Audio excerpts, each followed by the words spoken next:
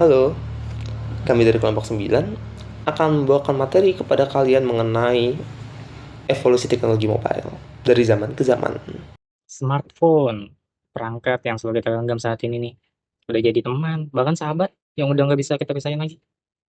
Tapi pernah nggak sih kalian terpikir bagaimana smartphone atau lebih luasnya teknologi mobile pertama kali dicetuskan? Atau apa sih ide yang menjadi cikal bakal dari teknologi serbaguna ini?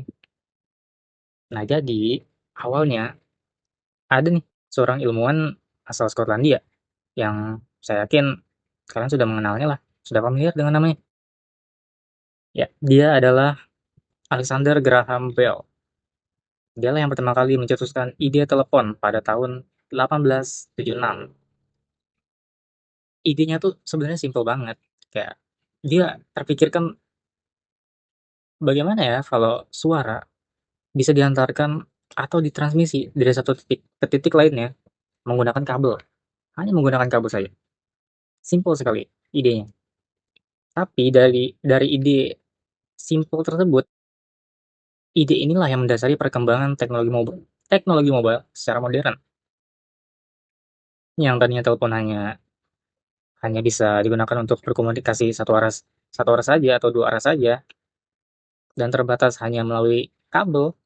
Sekarang smartphone atau perangkat cerdas sudah bisa gitu menjadi alat membantu kita menyelesaikan tugas kita sehari-hari seperti mencatat pengeluaran bulanan, meng, ya dan lain sebagainya lah. Nah, khusus untuk video kali ini kita akan membahas bagaimana sih sejarah evolusi perkembangan teknologi mobile dari 1G hingga ke 5G. Seperti apa aja sih gebrakan teknologi dari tiap-tiap generasi ini? Oke, tanpa berlama-lama lagi, langsung aja yuk ke materinya. Yang pertama ada 1G, generasi pertama nih dari teknologi mobile. Dikenalin oleh perusahaan telekomunikasi asal Jepang bernama Nippon Telegraph and Telephone, biasa disingkat NTT. Nah, mereka meluncurkan jaringan telekomunikasi berbasis analog. Berbasis analog tuh berarti ya untuk berkomunikasi, ponsel pengirim pesan ini harus terkoneksi dulu nih ke menara pemancar. Barulah menara pemancar mengirim pesan tersebut atau transmisi suara tersebut ke ponsel penerima. Nah, tapi jangan salah dulu ya, ponsel ponsel zaman tersebut itu berbeda banget sama ponsel zaman sekarang. Ponsel pada saat itu memiliki ukuran yang relatif besar dibandingkan ponsel zaman sekarang. Nah, bukan cuma itu, beratnya juga hampir menyentuh 3 kilo loh. Bayangkan, berat, tidak praktis, susah dibawa kemana-mana. Nah, mulanya teknologi 1G ini hanya diperuntukkan untuk warga Tokyo saja. Barulah setelah 5 tahun setelahnya, NTT akhirnya berhasil mendistribusikan jaringan 1G secara merata ke seluruh Jepang. Tapi nih, selain Jepang, Amerika Serikat tuh nggak mau kalah juga tentang teknologi 1G nih. Mereka melalui laboratorium Bell mengembangkan sebuah standar sistem telepon seluler analog bernama AMPS, yaitu Advanced Mobile Phone System. Hingga akhirnya laboratorium Bell berkolaborasi dengan Motorola, perusahaan telekomunikasi asal US juga nih. Mereka mengenalkan ponsel komersial pertama yang diberi nama Motorola Dynatac 8000Hz. Tapi ponsel komersial pertama ini ya jadul banget. Bobotnya hampir 1 kilo. Harganya mahal banget. Hampir mencapai belasan ribu dolar. Dan hanya diperuntukkan untuk berbicara saja. Itu pun hanya bertahan 30 menit. Karena baterainya yang terbatas. Tapi bagi dunia teknologi pada saat itu, ini revolusioner banget. Karena untuk pertama kalinya, komunikasi benar-benar mobile. Fleksibel. Bisa dilakukan di mana saja. Setelah era 1G yang masih serba analog, berlanjutlah ke masa transisi besar di dunia telekomunikasi, yaitu 2G. Jadi generasi kedua dari teknologi mobile.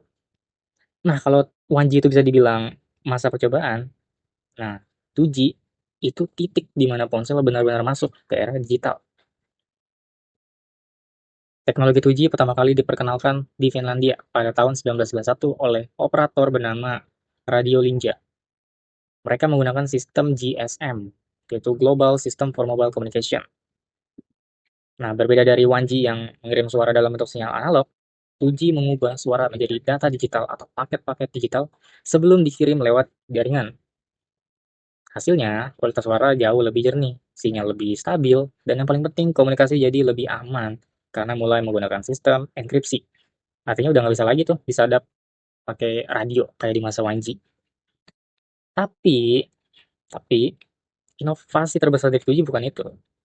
Pada masa ini lahir sebuah gebrakan teknologi yang masih kita gunakan sampai saat ini, yaitu SMS, yaitu Short Message Service.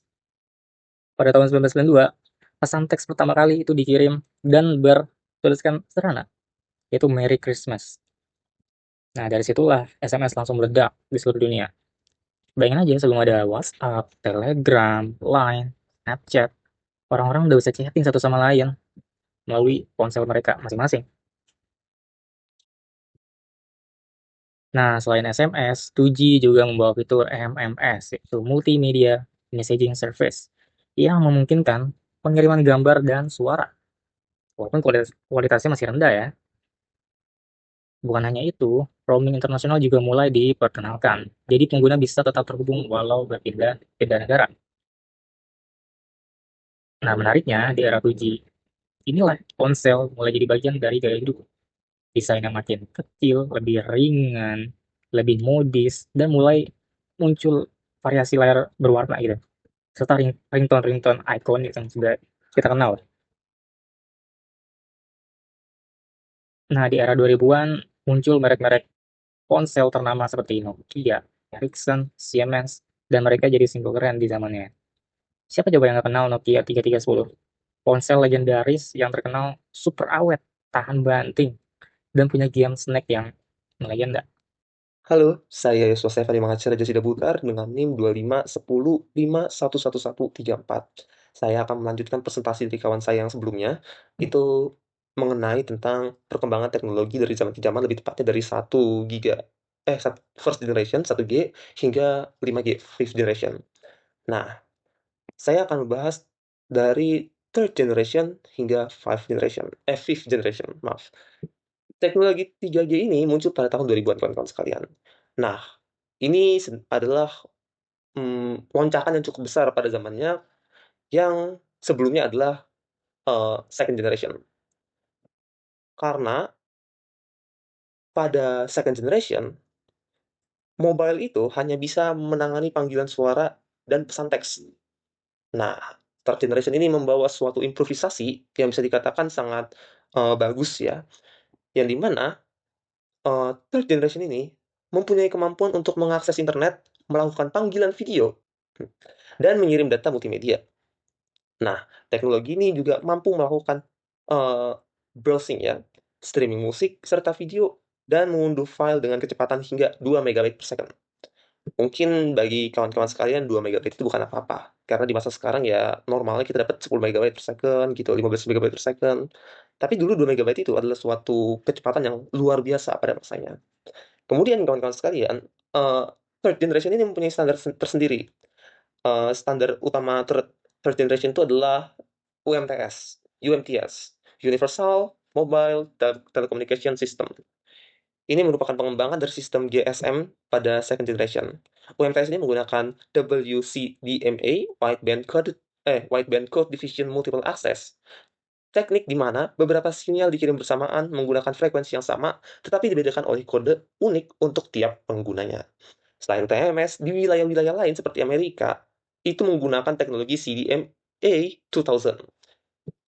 CDMA 2000 itu kepanjangan dari Code Division Multiple Access 2000.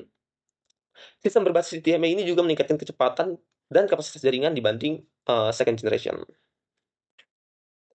Oke, sekarang kita masuk ke era fourth generation atau 4G. Fourth generation itu muncul pada tahun sekitar 2010-an atau 2009 gitu. Pokoknya antara tahun-tahun itu. Nah, tujuannya ini untuk menghadirkan internet seluler yang, berkecepatan tinggi. Teknologi pada masa ini dinamakan LTE, Long Term Evolution. Ini memungkinkan kecepatan transfer data itu sekitar 100 megabyte per second dan latency yang sangat rendah gitu dibanding generasi-generasi sebelumnya. Jadinya fourth generation ini menjadikan generasi yang ideal untuk video call, game online, dan juga streaming secara HD atau high resolution gitu.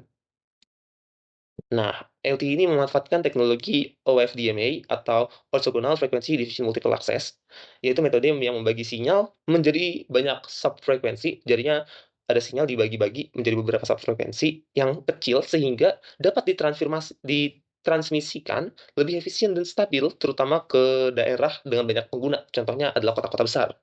Selain itu, ada juga teknologi MIM, MIMO atau multiple input, multiple output. Ini digunakan untuk mengirim dan menerima data dalam jumlah banyak sesuai namanya multiple. Jadi kayak ada 5 data bisa dikirim sekaligus gitu. Kita lanjut ke fifth generation. Nah, fifth generation ini adalah revolusi yang terbesar. Ini muncul pada tahun sekitar 2019, kalau nggak salah ya 2019. Tujuan utamanya bukan hanya meningkatkan kecepatan, karena sebenarnya kalau untuk kecepatan 4G udah cukup, tapi kita sebagai manusia pasti ingin lebih maju lagi, maka ada fifth generation ini yang meningkatkan kecepatan. Yang kecepatannya ini hingga 10 gigabyte per second. Gigabyte. Untuk 4G itu 100 megabyte, itu megabyte. Ini 10 gigabyte. Dengan latensi yang lebih rendah dari 4G. Jadi itu sangat rendah. Nah, kemampuannya ini biasanya digunakan untuk eh, menjalankan aplikasi mobil otonom. Habis itu bedah jarak jauh. Kemudian ada virtual reality dan juga augmented reality AR ya. Augmented reality agar berjalan lancar. Nah, fifth generation ini menggunakan gelombang milimeter atau wave yang memiliki kapasitas data yang besar namun jangkauannya pendek. Teknologi pendukung lainnya pada fifth generation ini adalah masih MIMO kayak yang tadi, multiple input, multiple output, tapi ini secara masif karena bisa ratusan data yang bisa ditransfer dari antena ke antena gitu. Kemudian ada beamforming yang mengarahkan sinyal ke perangkat tertentu agar lebih kuat dan stabil. Kemudian ada network slicing yang memungkinkan jaringan 5G ini menjadi beberapa lapisan agar layanan seperti gaming, IoT, dan komunikasi seluler bisa berjalan secara bersamaan dengan kinerja yang optimal. Oke, untuk selanjutnya akan dipresentasikan oleh kawan saya. Assalamualaikum warahmatullahi wabarakatuh. Perkenalkan, nama saya Ahmad Dava Mayasya dengan NIM 25105111109. Hari ini saya akan menjelaskan tentang inovasi-inovasi baru dalam teknologi HP, dampak jika tidak terjadi inovasi dalam teknologi HP, dan kesimpulan. Inovasi-inovasi baru dalam teknologi HP.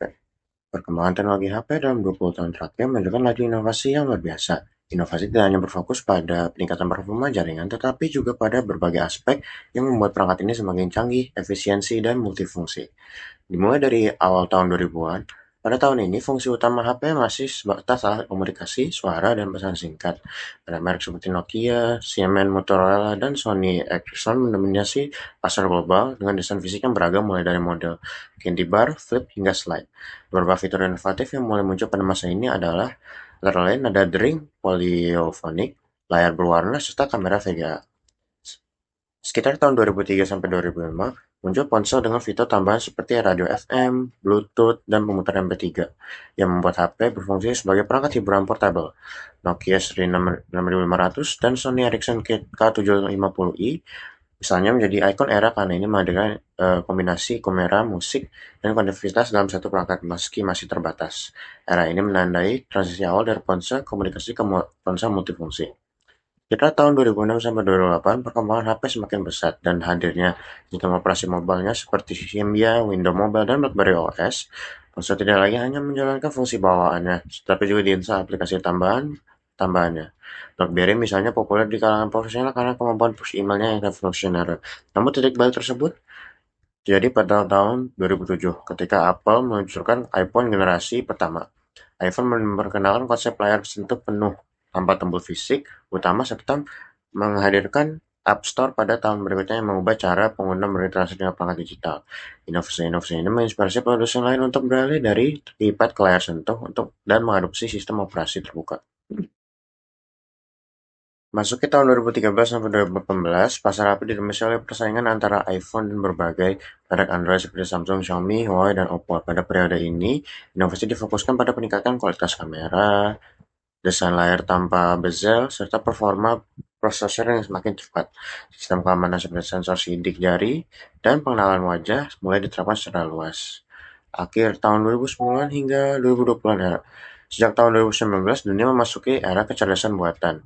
Dalam teknologi HP, AI kini digunakan untuk meningkatkan kemampuan kamera mulai dari deteksi wajah, pengaturan cahaya otomatis, hingga mode malam yang realistis. Setelah itu, HP juga mulai dapat eh, mempelajari kebiasaan penggunaan seperti aplikasi yang sering digunakan waktu tidur hingga preferensi konten untuk memberikan pengalaman yang lebih personal dan efisien. Pada saat yang sama, teknologi jaringan 5G mulai diterapkan secara global. Kecepatan internet meningkat hingga puluhan kali lipat dibanding 4G. Mungkin pengalaman baru seperti cloud gaming, augmented reality, dan virtual reality di perangkat mobile. HP kini berfungsi sebagai pusat kendali sebagai perangkat pintar melalui ekosistem Internet of Things atau IoT, seperti jam tangan pintar, perangkat rumah tangga, otomatis, dan kendaraan listrik. Selain itu muncul pula inovasi layar lipat foldable display yang memperkenalkan kembali konsep fleksibilitas di dalam desain HP modern. Kini, HP tidak lagi berdiri sebagai alat komunikasi, melainkan bagian dari ekosistem digital yang terintegrasi. Pengguna dapat menghubungkan HP dengan laptop, smartwatch, earbud, bahkan kendaraan, menciptakan jaringan personal yang selalu sinkron. Sistem operasi seperti Android 14 dan iOS 18 terus memperluas kemampuan integrasi ini, sementara teknologi keamanan seperti sensor ultrasonic dan enkripsi bermata menjaga privasi pengguna. Baik, dampak jika tidak ada inovasi HP. Bayangkan dunia tanpa inovasi di bidang HP. Kehidupan manusia modern akan terasa jauh lebih terbatas. Komunikasi mungkin hanya sebatas suara dan pesan teks, tanpa adanya kemampuan untuk berbagi gambar, video, atau data secara instan. Akses informasi akan kembali lambat, karena tidak ada perangkat yang memungkinkan konektivitas internet di genggaman tangan. Dampaknya tidak berhenti di sana. Banyaknya sektor ekonomi digital seperti belanja online, layanan transformasi daring, dan perbankan mobile tidak akan pernah berkembang. Dunia bisnis yang kini sangat tergantung pada komunikasi cepat dan sistem jaring juga akan menghadapi hambatan besar. Begitu pula dalam bidang pendidikan dan pekerjaan, di mana pembelajaran jarak jauh dan sistem kerja remote tidak akan mungkin dilakukan secara efektif tanpa dukungan teknologi HP. Ketika pandemi COVID-19 melanda dunia misalnya, HP menjadi salah satu alat utama yang memungkinkan masyarakat tetap produktif dan terhubung. Tanpa inovasi yang mendasarinya, sistem pendidikan daring, layanan konsultasi kesehatan virtual, dan aktivitas ekonomi berbasis digital tidak akan berjalan. Selain itu, kemajuan di bidang lain seperti Internet of Things, kendaraan pintar, dan kerjasama buatan juga akan terhambat, sebab sebagian besar perangkat tersebut dikendalikan dan terhubung melalui sistem mobile. Dengan kata lain, inovasi dalam HP bukan sekedar soal kenyamanan, tetapi juga fondasi bagi kemajuan teknologi global. Kesimpulan, perjalanan teknologi HP sejak awal hingga kini menunjukkan bagaimana inovasi menjadi pendorong utama evolusi perangkat komunikasi. Dari ponsel sederhana dengan tombol fisik dan layar kecil, teknologi terus berkembang menuju ponsel pintar yang mampu menjalankan berbagai fungsi kompleks. Setiap dekade mengadakan lompatan besar, mulai dari munculnya sistem operasi mobile seperti Symbian dan iOS, layarnya Android yang membuka ekosistem aplikasi global, hingga penggunaan kecerdasan buatan dan jaringan 5G yang menjadikan HP lebih cerdas dan responsif terhadap kebutuhan manusia. Inovasi-inovasi seperti layar sentuh, kamera berbasis AI, layar lipat, pengisian daya cepat, dan integrasi dengan Internet of Things telah mengubah HP menjadi pusat aktivitas digital manusia modern.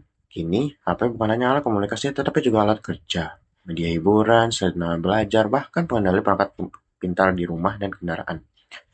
Semua kemajuan ini menunjukkan bahwa teknologi HP telah berfungsi dan dari alat sederhana menjadi mitra cerdas yang mendukung kehidupan manusia di segala aspek. Tanpa adanya inovasi yang berkelanjutan sejak 20 tahun terakhir, dunia tidak akan menikmati kemudahan dan konektivitas seperti sekarang. Komunikasi, pendidikan, ekonomi, digital, hingga layanan kesehatan semuanya bergantung pada kemampuan HP untuk terus beradaptasi dengan perkembangan zaman. Oleh karena itu, semangat inovasi dalam pengembangan teknologi HP harus terus dijaga. Karena masa depan kehidupan digital, manusia akan selalu bergantung pada seberapa jauh perangkat ini mampu berkembang menjadi kebutuhan dan email kita. Terima kasih. Wassalamualaikum warahmatullahi wabarakatuh.